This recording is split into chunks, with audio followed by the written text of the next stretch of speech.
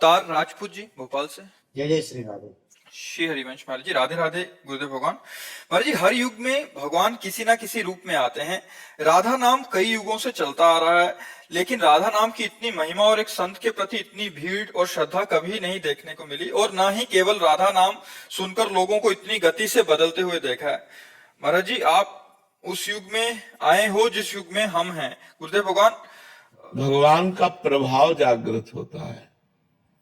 भगवान तो सबके हृदय में है, तो भगवान का प्रभाव जागृत होता है। जैसे वही बात आप जानते हैं, आप बोले तो उसका प्रभाव नहीं पड़ेगा, और इनकी वाणी में भगवान जागृत हो चुके हैं, तो वही बात ये बोलेंगे तो हजारों लोगों के ऊपर प्रभाव पड़ जाएगा। तो उसमें बात भगवान के प्रभाव की है। भगवान तो सब में है। कौन सा ऐसा जीव है जिसमें भगवान नहीं है? ना सब में भगवान। तो सब भगवान के ही तो रूप हैं, तो सब भगवान के ही अंश अवतरित हुए हैं, सब भगवान के अंश से अवतरित हुए हैं। अब भगवान जहां जितना प्रकाश कर देते हैं, किसी को प्रकाशित किया 100 आदमी को बदल दिया, किसी संत को प्रकाशित किया 1000 आदमी को, किसी को प्रकाशित किया देश का देश बदल, तो वो भगवान का प्रभाव होता है, वो भगवान का प्रकाश होता है, व्यक्ति का नहीं होता। इस व्यक्ति का प्रभाव नहीं है, उस परमात्मा का प्रभाव है। वो चाहता है तो उस वाणी में बैठ करके जीव का मंगल कराने लगता है। वो चाहता है तो नाम का प्रकाश होने लगता है। क्या राधा नाम हम ही ने पहली बार लिया? क्या बहुतों ने लिया है, बहुतों ने गाया है, महिमा गाई है। अब उनको यहां से प्रकाशित करवाना है, तो जब बोला राधा तो करोड़ों लोग बोल रहे हैं राधा राधा, है ना? तो वो भगवान का प्रकाश है, वो भगवान का प्रभाव है, अवतार नहीं। अवतार नहीं, भगवान का प्रभाव। भगवान तो सब में, और भगवान जब अवतार लेते हैं तो अपनी अनंत शक्ति से लेते हैं। दुष्टों का संहार करना, भक्तों को सुख देना, प्रेममयी लीला करना, मतलब वर्षा कर देते हैं भगवान जब अवतार लेते हैं। घोर पापियों को भी भगवान परम पद देते हैं, बिना साधना के भी परम पद देते। अवतार एक अलग चीज है। अवतार का मतलब होता है स्वयं भगवान पधारे हैं। हम लोग सब भगवान के अंश हैं, तो जहां की जितना प्रकाश हुआ उतना प्रकाशित होने लगता है, तो उसी प्रकाश को लक्ष्य करके हम कहते हैं कि ये तो भगवान ही है, क्योंकि भगवान का प्रकाश हो रहा है। इसलिए, लेकिन भगवान नहीं है, वो भगवान का अंश है। भगवान तो जब अवतरित होंगे तो हाहाकार मच जाता है। देखो 6 दिन के थे, 6 कोस में जिसका शरीर पड़ा था, ऐसी पूतना को 6 दिन में मार दिया, नहीं मार दिया? अच्छा, अपने को कहा जाए कि 100 किलो अंगुली में उठाओ, तो इस छिंगुली अंगुली में भगवान ने 7 दिन 7 रात गिरिराज महाराज को धारण किया। एक पूरा संपूर्ण ब्रजमंडल की रक्षा की कि नहीं की? तो भगवान है, हम सब भगवान के अंश हैं। और अंश में जहां जितना प्रकाशित हुआ, वो तो हम लोग उस प्रकाश को देखकर बोलते हैं कि ऐसी क्षमता मनुष्य में नहीं होती, ये तो साक्षात भगवान है, उस प्रकाश को देख करके। पर वो साक्षात भगवान नहीं है, भगवान तो साक्षात कुछ और है, हम सब भगवान के अंश हैं। अब वो अंश का भाव शरीर को लेकर है। शरीर का राग हट जाए तो भगवान ही है उसमें, और कोई थोड़ी बैठा हुआ है। वही बैठे। गंगा जल का अंश चम्मच में आया तो हम गंगा जल तो कहेंगे उसे, टैंकर में आया तो गंगा जल कहेंगे, लेकिन टैंकर और चम्मच वाले गंगा जल में अंतर होगा। चम्मच वाले में डुबकी नहीं लगा सकते, टैंकर वाले में डुबकी लगा सकते हैं। यद्यपि गंगा जल से अलग हुआ है, पर उसमें अधिक मात्रा है। ऐसे ही अंश में अलग अलग प्रभाव होते हैं। अब एक अंश है भगवान के बड़े बड़े ऋषि मुनि जो आकाशचारी हैं, हम उछले तो धम्म से गिर पड़ेंगे, और वो आकाश में विचर रहे। तो अंश वो भी है भगवान के। एक है कि वो जो चाहे नई सृष्टि रचना कर सकते हैं, लेकिन वो भगवान नहीं, भगवान के अंश हैं। उनमें जितना पावर प्रकाशित हुआ, भगवान का पावर अनंत है और हम लोगों का पावर सीमित है। भगवान का पावर अनंत है, उनको अनंत कहा गया है। तो हम लोग भावना में कह देते हैं, लेकिन भगवान तो भगवान है। जब वसुदेव देवकी जी ने पूर्व जन्म में तपस्या की और भगवान से कहा आप जैसा पुत्र चाहिए, तो कहा मेरे जैसा तो सिर्फ मैं ही हूं, मैं ही आऊंगा। तो भगवान कृष्ण के रूप में पधारे। जब मनुष्य शत्रुपा ने तपस्या की, भगवान प्रकट हुए, तो भगवान से कहा मैं आप जैसा पुत्र चाहिए। तो उस समय भी भगवान ये बोले कि मेरे जैसा तो सिर्फ मैं ही हूं। तो वही राम जी के रूप में प्रकट हुए, मनुष्य शत्रुपा दशरथ कौशल्या बने और भगवान राम के रूप। तो भगवान जैसे तो सिर्फ भगवान है। भगवान के भय से वायु चलती है, भगवान के भय से मृत्यु भयभीत होकर काम कर रहा है, भगवान के भय से पृथ्वी जल में नहीं डूब रही, भगवान के भय से सूर्य चंद्रमा अपना प्रकाश समय पर कर रहे हैं। भगवान भगवान है, भगवान जैसा कोई नहीं है। हाँ, कहीं कहीं भगवान का तेज प्रकाशित होता है, वो अंश मात्र में होता है कि मतलब 1000 लोग देखकर प्रभावित हो गए, लाख लोग देखकर प्रभावित हो गए, वो भगवान का तेज प्रकाशित हो रहा है, भगवान नहीं। भगवान तो अनंत महिमाशाली है।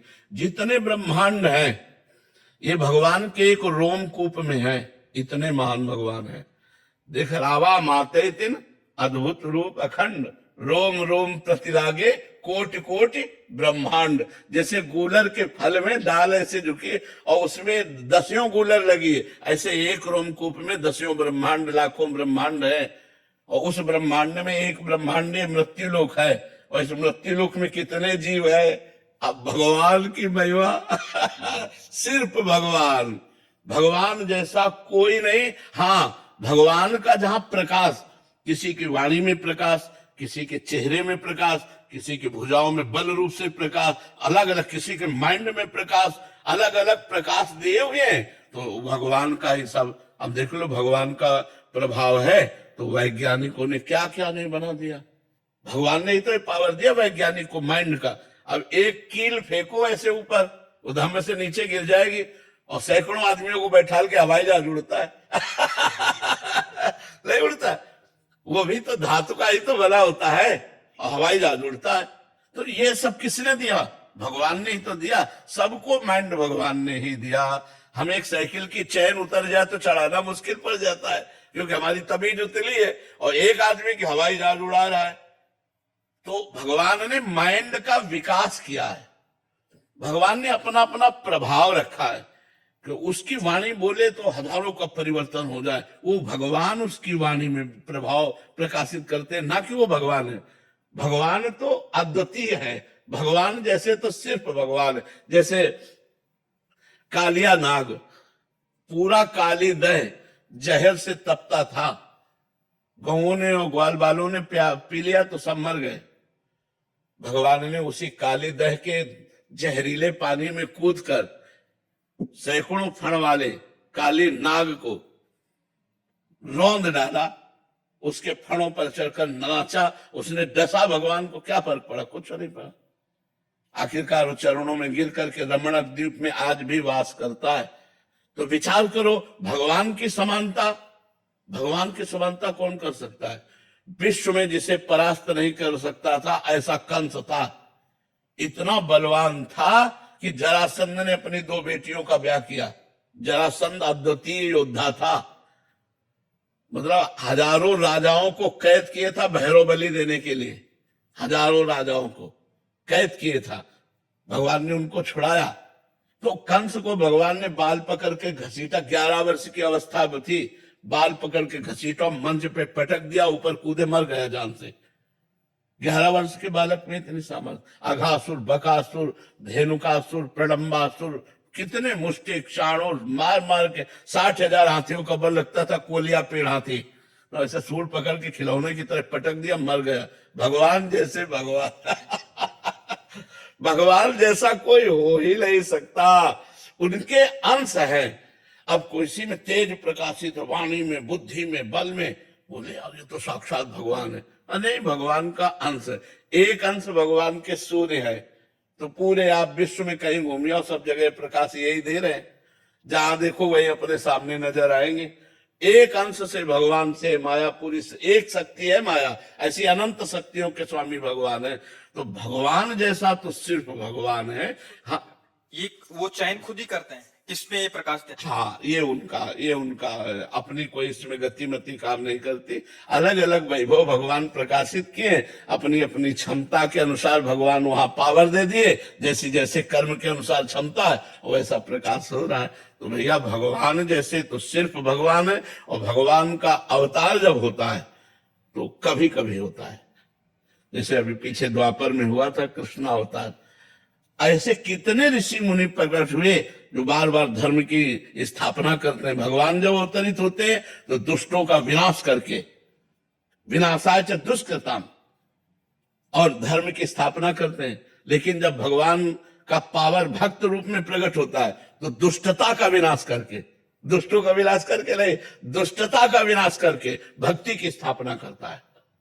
तो भगवान से भी श्रेष्ठ माना गया भगवान का भक्त, क्योंकि भगवान तो सीधे दुष्ट का विनाश कर दिए, और वो दुष्ट का विनाश नहीं किए, बड़े बड़े दुष्टों की दुष्टता का विनाश करके उनको साधु बना दिया, उनको भक्त बना दिया। इसलिए मोरे मन प्रभु से विश्वासा, राम ते अधिक राम कर दासा। क्योंकि भगवान का भक्त कृपा करके मारा नहीं, उसकी दुष्टता को मार दिया और महात्मा बना दिया। श्री जी स्वयं प्रकाशित होती है या अपने सहचर्य को भेजेंगे जिससे प्रकाश हो उनकी? देखो, न सहचरी आई है और न श्री जी स्वयं आई है। श्री जी की कृपा दृष्टि हुई है। अभी श्री जी का महात्म तो ये तो उनका महात्म सुना रहे लालजू का, और ऐसे लालजू जिनके चरणों में मुकुट रखते हैं वो हमारी महारानी जो है। श्री जी की कृपा दृष्टि, कृपा कोर मात्र होने से ये प्रभाव है। ये श्री जी की कृपा कोर का प्रभाव है। श्री जी कृपा कोर कर दिए, जरा सी प्रभाव ही प्रभाव दिखाए। श्री जी की सहचरी आई हरिदास जी के रूप में, श्री जी की सहचरी आई हरिराम व्यास जी के रूप में, श्री जी की सहचरी आई हरिवंश महाप्रभु के रूप, ये सहचरी आई।